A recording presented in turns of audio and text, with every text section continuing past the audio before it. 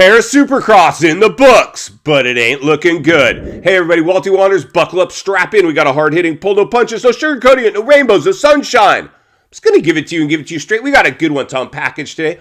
Welcome to the show. I hope you guys are all doing great.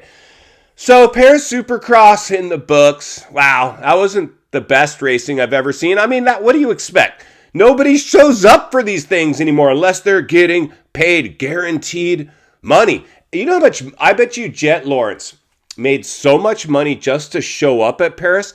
It's clearly not about prize money. I mean, let's cut to the chase. It's not about the prize money for any of these guys anymore. That's what it used to be, though. Back in the day, you showed up for prize money, for wins.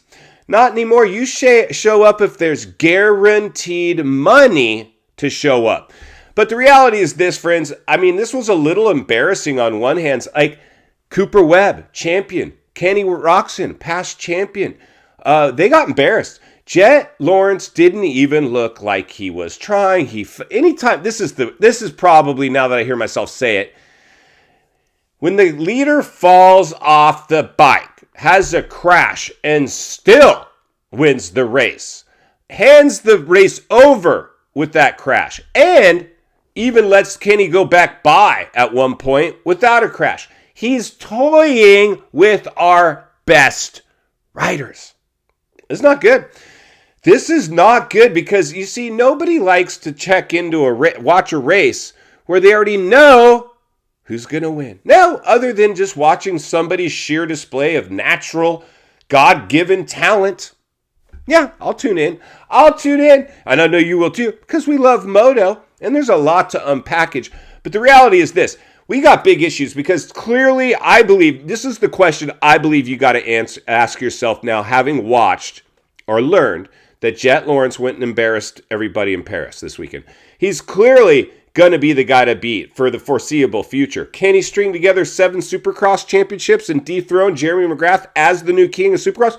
Maybe, but it has been a long time. I think that's going to be a tall order. But at the moment, there's quite possibly the conversation to be made. In fact, you know your friends Ricky and all the other usual suspects will be at some point talking about, can Jett have the perfect season again? Can Jett beat Jeremy McGrath? That'll be all we have to talk about. That will be all we have to talk about because he's going to be winning everything. Unless the only person who can beat Jett right now is Jett, clearly. But with that being said, I think the question we have to answer ourselves now is there was a few riders missing, and namely Chase Sexton and Eli Tomac from Paris Supercross this weekend. And they will be showing up at Anaheim 1, but unfortunately, they don't have the off-season gate drops that our boy Jett does or the confidence. And Sexton's coming in on a brand new bike that he's going to have to see if that's a match made in heaven or not. And Eli's coming off a brand new injury.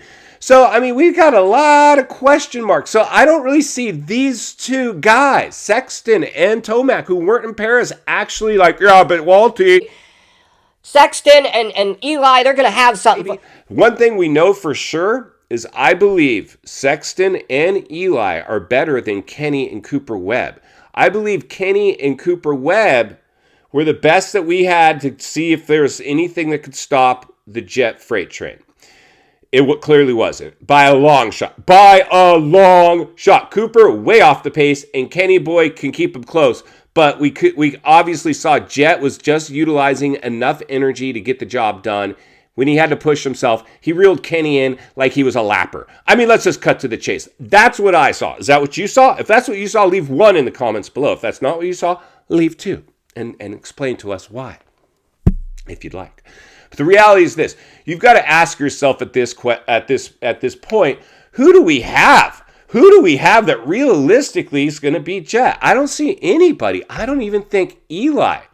Who I believe pretty much would be our best bet, other than the fact that his body is now compromised, or even his confidence or psyche if his body isn't. Anytime you have a nasty injury, whether it's 100%, and I know the Achilles, this thing is unlikely to tear again in the same spot or whatever, doesn't matter. Once you've gone through some significant injury that causes you that much time off the bike, it lingers as a mental injury even after that. So I don't know, friends. I mean, let's move on to the 250s. You got Joe Shimoda, who is clearly the fastest guy on the track, and we saw some other guys. Jace Owen looked good on a privateer bike. He's won that race before. I thought he looked spectacular on a privateer bike. We had Tom Vial on the factory KTM. Looked pretty good. But Joe Shimoda, I mean, Honda's now got this thing pretty much on lock. They've bought their way into the championship. The one that Kenny never delivered. They've pretty much now got that handled, and their 250 program now appears to be potentially a force to be reckoned with. Now, again, I don't know why. I'm sure Danger, I mean, why isn't Danger racing Paris? Why not? He would love to race. Kid loves to race. I know he wants to race. Somebody ain't letting him race. We need Danger there racing. So the 250s and the 450s really for me was nothing more than what was once one of our premier King of Bercy off-season races, where every heavy hitter, everybody showed up for these races. Nobody showed up for these races anymore. Nobody shows up for these races anymore.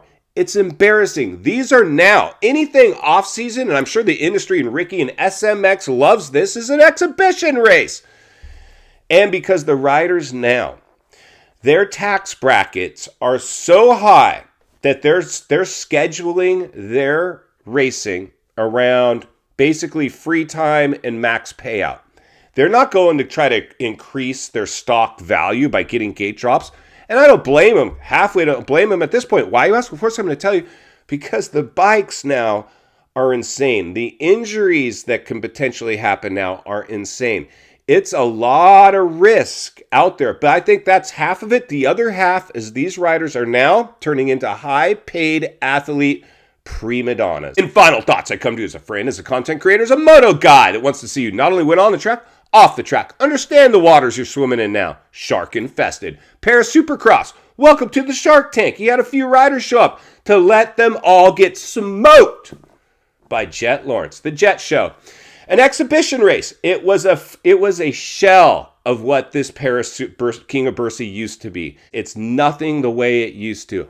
Everything now hinges on Anaheim 1. This is the pinnacle of our sport. This is when it really counts. This is where you have to show up. This is where riders have to show up. Unfortunately, most our heavy hitters have already been paid and probably already mentally beat by Jett. We're going to need to see Jett somehow show somebody that he can be beat. Otherwise, I think we can look forward to more of the same. In the meantime, Walty will be here to blow the lid off it every step of the way, because it's not only what we need, it's in fact what we deserve. If you appreciate the content, I want to humbly ask you to give the video a like, subscribe to the channel, leave a comment below. I'd love to hear from you. Social media links in the description of this video if you'd like to follow me there, along with links to channels I've appeared on. I think you might enjoy this video. You're going to love the next video. And there's an easy subscribe icon for your convenience. As always, thank you for your time. Don't go over the bars. God bless, and I'll see you on the next video.